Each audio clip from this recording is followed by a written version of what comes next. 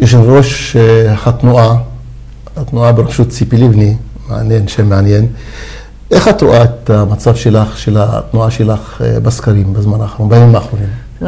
התחלנו עם כל העניין הזה רק לפני 5 שבועות, כבר אחרי שהודיעו שיש בחירות. אבל התחלת למעלה, ועכשיו פחות. לא, אנחנו נמצאים בערך באותו מצב. אנחנו הגענו מהר מאוד לאותו אזור חיוג של 10 מנדטים, שזה בערך 300,000 איש, שהתייצבו ונמצאים שם. עכשיו אני רוצה כמובן לעשות את המדרגה הבאה.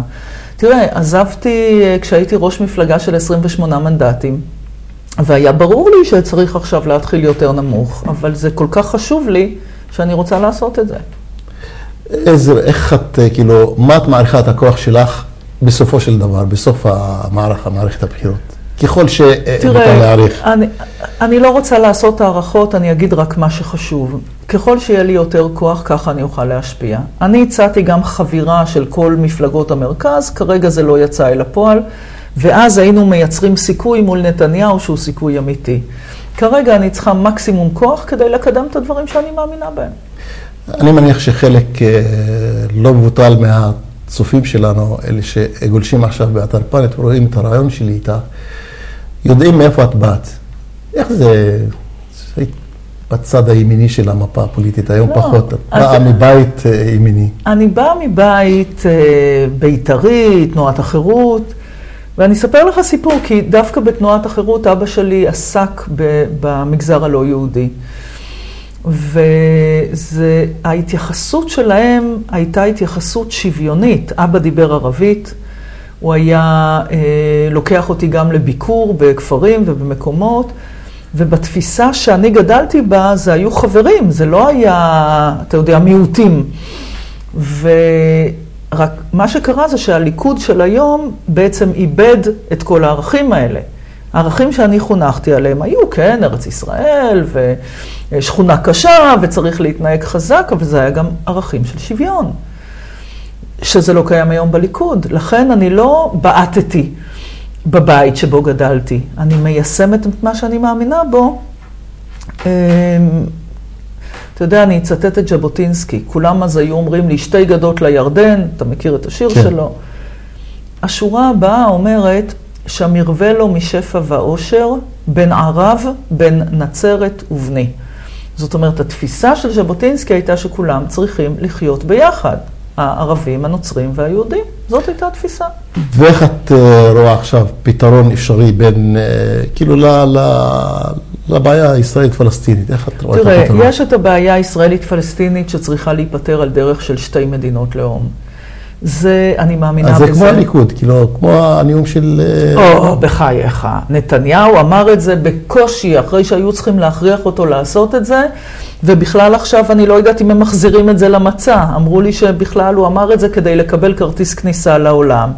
תשמע, אנחנו השארנו לנתניהו משא ומתן פעיל, שהתנהל בינינו לבין הפלסטינים, בהרבה כבוד הדדי, באמון. יבואו ויגידו לך למה לא סיימת את זה, היה לכם כל הכוח לסיים את זה. לא יכולנו, הגענו לבחירות במדינת ישראל, ונתניהו עלה לשלטון, ו4 שנים, הכל קפוא.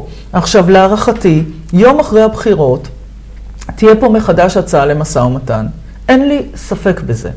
עכשיו, או שתהיה פה ממשלה שתסגור שוב את הדלת, או שתהיה פה ממשלה שנכנסת לחדר המשא ומתן. אני רוצה להיכנס לחדר המשא ומתן. נתניהו לא נכנס למשא ומתן 4 שנים. ולכן דווקא מי שרוצה לראות משא ומתן פעיל צריך לצאת ולהצביע. זה לא יקרה מעצמו. אני צריכה את הכוח הזה כדי לנהל ולקדם משא ומתן. אם לא יהיה לי כוח, אז נראה עוד 4 שנים כמו שעברנו. האם את מקיימת מגעים עם האמריקאים?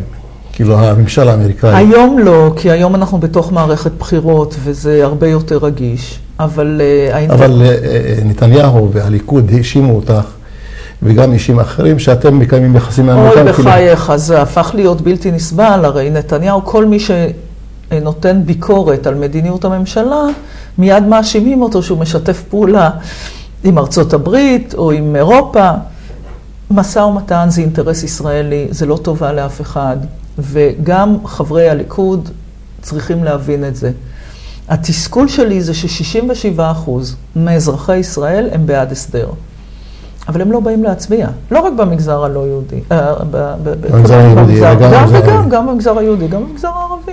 67% בעד הסדר, אם רק היו באים להצביע, הייתי היום ראש ממשלה. אנחנו נדוש בנושא הזה עוד מעט, אבל לפני זה, הייתי רוצה לשאול אותך, בעניין הפגישות והמגעים שהיו לך עם יאיר לפיד ועם שלי יחימוביץ', הם האשימו אותך שאת לא עמדת במילה שלך. זה קשקוש מוחלט. הם גם לא אומרים במה, הם אומרים כללית. הם לא אומרים משהו ספציפי שאמרתי לא נכון. אני הנחתי על השולחן תוכנית. אמרתי בואו נלך ביחד, נעשה קמפיין משותף, נבקש להצביע עבורנו, כללית שכל אחד יבחר לעצמו איזו מפלגה, ביחד נחליף את ממשלת נתניהו, ויום אחרי הבחירות נקבל החלטה משותפת, או שאנחנו הולכים לאופוזיציה, או שאנחנו הולכים לקואליציה. ואז יהיה לנו כוח, זה מעל 40 מנדטים, נוכל לכפות כאן ממשלת אחדות לאומית, נוכל לקדם את הדברים שאנחנו מאמינים בהם, משא ומתן מדיני, הכל, הם לא רצו. ציפי לבני, יו"ר מפלגת התנועה, היו הרבה, בעצם עד היום, יש לחישות שאת בעצם גמרת עומר, החלטת שאת בסופו של דבר נכנסת לממשלה עם ביבי נתניהו. מה את אומרת על זה? אף אחד לא... וזה אומרים ברחוב היהודי הרבה גם. תראה, אני בן אדם ענייני, אני תמיד מקבלת את ההחלטות שלי לפי העניין.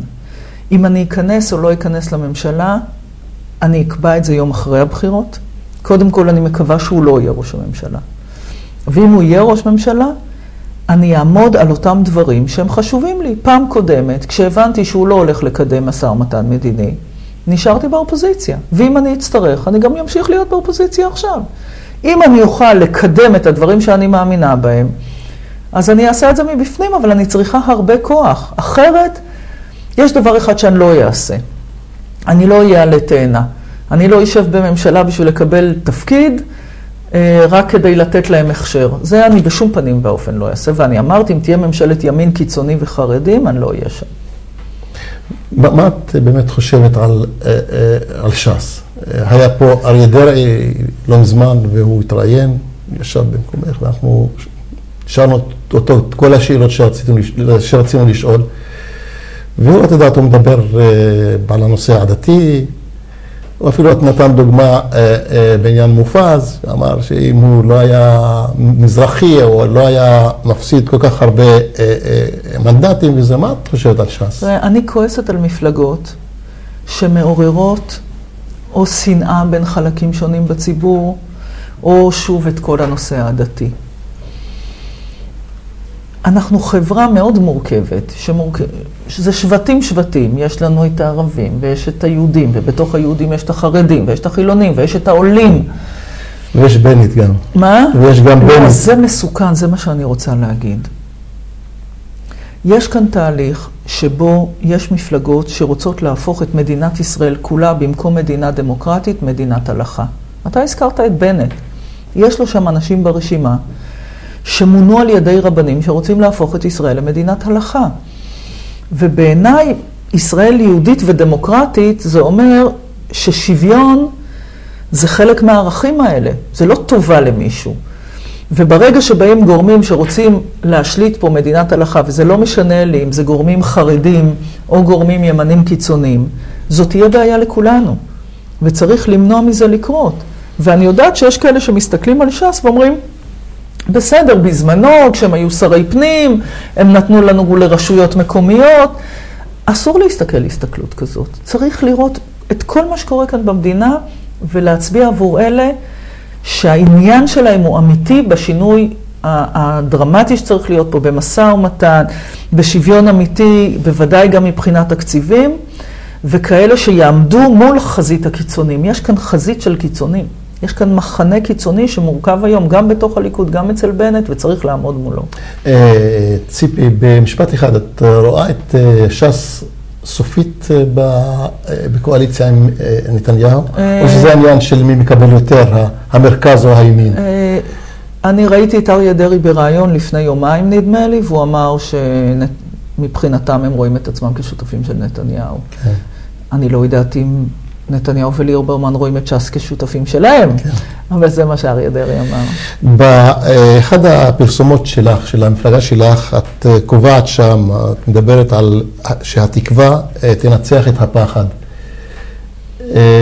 את לא חושבת שסיסמה כזו, או סיסמות אחרות שאת מאמצת, יכולות לפגוע בך ברחוב היהודי במובן שאת שוברת טיפה שמאלה יותר מדי? תקווה. כי הציבור היהודי הוא יותר ימיני ככל שעובר הזמן. תראה, תקווה זה זכות של כל אדם לשאוף למשהו טוב יותר. זה לא ימין ושמאל. הפחד זה מה שעושה דווקא הימין היותר קיצוני. אני מאמינה שישראל היא מדינה חזקה מספיק, ושאנחנו יכולים להתמודד עם האיומים גם שנמצאים מסביב. ואני לא חושבת שמנהיגים צריכים להפחיד כל הזמן. השכונה קשה, העולם נגדנו, כולם אנטישמים, הם רוצים להשמיד את מדינת ישראל. גם אם זה נכון, בחלק מהמקרים, תהיו מספיק חזקים, תדעו להתמודד עם זה. וכשיש הזדמנות למשא ומתן, כשיש הזדמנות לגייס את העולם בעדנו, זה בסדר, זה לא שמאל, זה לא ימין, זאת שאיפה הכי לגיטימית של כל אדם. זה הכל. אני לא חוששת מתיוג. את מתראיינת עכשיו לאתר פאנט, אתר חזק מאוד, את בעצם מגיעה לכל המגזר הערבי, אפילו לעולם הערבי. כן. את רוצה לומר משהו למגזר הערבי? כן, מאוד, לכן אני גם כאן. יש פה תחרות די קשה גם על הקולות של המגזר הערבי. הלוואי והייתה תחרות אמיתית על הקולות של המגזר הערבי. החלק שמתסכל אותי, וזה לא פעם ראשונה, זה שהרבה מאוד אזרחי מדינת ישראל, שהם אזרחים ערבים, לא באים להצביע. עכשיו, מי שלא בא להצביע בבחירות האלה, בעצם נותן פתק לנתניהו. עכשיו, אם אזרחי ישראל הערבים רוצים לתמוך בנתניהו, אז שלא יבואו להצביע. אבל אם גם הם מודאגים מהתהליכים הכל כך קיצוניים שעוברים על החברה היהודית, עכשיו, כשיש תהליך של פחד והקצנה, בסוף מול מי זה יוצא? אנחנו רואים תגי מחיר וריסוס של מסגדים ופעולות של אלימות. צריך לעמוד מול זה, ואני לא מבינה איך אזרח ישראלי יחליט לשבת בבית ולא לבוא להצביע. סליחה, ציפי, אני ארשה לעצמי להיות דובר של חלק מאלה שצופים בנו, וישאל אותה ואומר לך שיש הרבה אכזבה מהפוליטיקה הישראלית, כולל אפילו חלקית לפחות המגזר הערבי, ולכן אנשים לא באים להצביע. תראה, אני מדבר על חלק כמובן, לא נעשה הכללה. אכזבה זה לא שיטת פעולה. התאכזבתם פעם אחת, בסדר, אני יכולה להבין את זה. אז עכשיו אתם תיתנו למי שאתם לא מאמינים בו, לקבוע את העתיד שלכם ושל הילדים שלכם, אני לא מבינה את זה. אני לא מבינה את זה. אכזבה זה לא סיבה. להפך, התאכזבתם ממישהו, תצביעו למישהו אחר. זה הרעיון של דמוקרטיה. עכשיו, דווקא כשיש כאן מיעוט, שחשובה לו הדמוקרטיה, הרי זה מה שמקבע את כל הזכויות ואת הזכות לשוויון, דווקא הצורך להצביע היה צריך להיות הרבה יותר חזק, דווקא להשפיע דרך הכלים הדמוקרטיים, זה הרבה יותר חשוב. עכשיו, אני לא אומרת את זה כשיעור תיאורטי בדמוקרטיה. עוד שבועיים יש בחירות. שכל אחד יחשוב מי הוא רוצה שישפיע על העתיד שלו ושל הילדים שלו, זה הכל, זה הכי פשוט שיש. אני אומרת את זה גם במגזר היהודי, כי לצערי גם יש אחוזי הצבעה ירדו גם בקרב היהודים. לא בקרב הימין, בטח. בדרך כלל האנשים שהם יותר קיצוניים באים להצביע. זה מה שתמיד קורה, ולכן לכן זה מתסכל אותי. כי דווקא אנשים היותר מתונים, אלה שמאמינים גם, אתה יודע, בדו-קיום, ולא רק מניפים סיסמאות לאוויר, אלה לא באים. את מדברת, יוצא לך לדבר לפעמים עם אנשים מהמגזר הערבי? בוודאי. איזה שאלה? לא, אני שואלת אותם גם, אז סיפרו לי, נגיד, בפוליטית, אומרים לי שלא מאמינים ממילא, ומדברים על הצבעה ישנה שהייתה בזמנו לברק, ואחר כך התאכזבו. טוב, ברק יחזב הרבה אנשים. לא, בסדר, אני מנסה להבין למה באמת זה לא קורה. עכשיו, זה מדהים, כי יש דווקא השתתפות מאוד פעילה בפריימרי של מפלגות.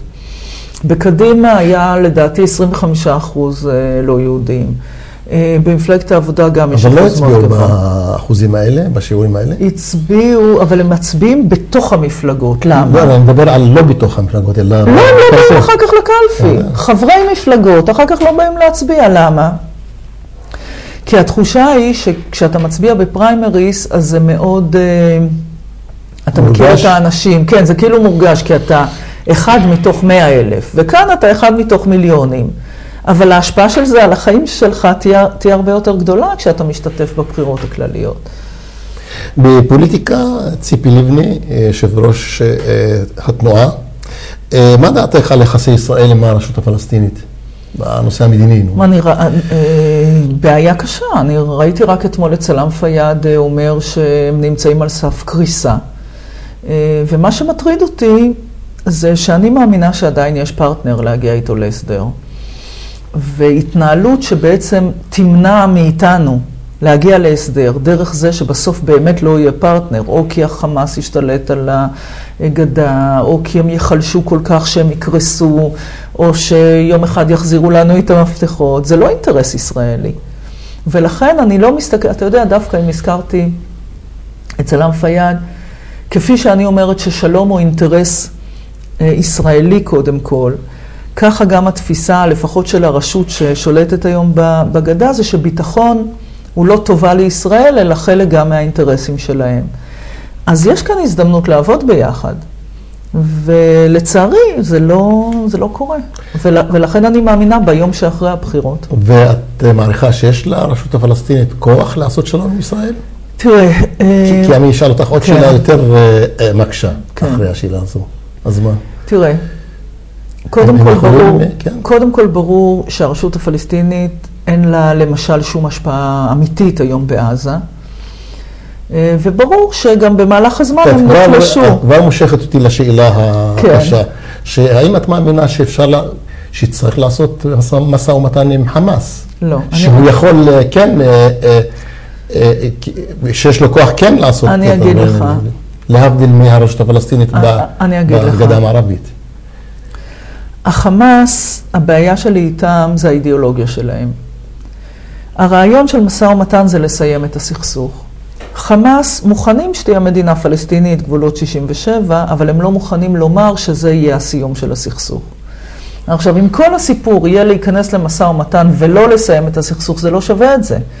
ולכן אני רוצה לשמור כרגע את חמאס מחוץ לתמונה, ולנהל משא ומתן עם אלה שמאמינים שצריך לסיים את הסכסוך, ואני מאמינה שאבו מאזן מעוניין לסיים את הסכסוך, הוא גם אומר את זה בכל רם.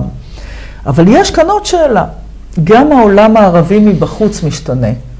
כשהתחלנו את המשא ומתן היה את מצרים של מובארק, העולם הערבי היה יותר יציב, היה לנו יחסים גם עם טורקיה, אם אני מסתכלת בכלל על כל העולם האסלאמי, והיה לי ברור שברגע שנתקדם לקראת הסדר, אז תהיה תמיכה של העולם הערבי מסביב, על פי יוזמת הליגה הערבית. זה יש, התמיכה קיימת. יש, אבל זה יותר מסובך היום. זה יותר מסובך היום, אז אני חושבת שזה יהיה היום יותר קשה, אבל עדיין אפשרי. את חושבת שלתוצאות של הבחירות תהיה השפעה ישירה או לא ישירה, עקיפה על הסדר אפשרי בין ישראל לבין הפלסטינים? בוודאי, בוודאי. אנחנו השארנו משא ומתן חי וקיבלנו קיפאון מדיני. זאת האמת. לקראת סוף הרעיון שלנו איתך, ציפי לבני, את יו"ר מפלגת התנועה. את רוצה להעביר משהו, לומר משהו לציבור שרואה אותך?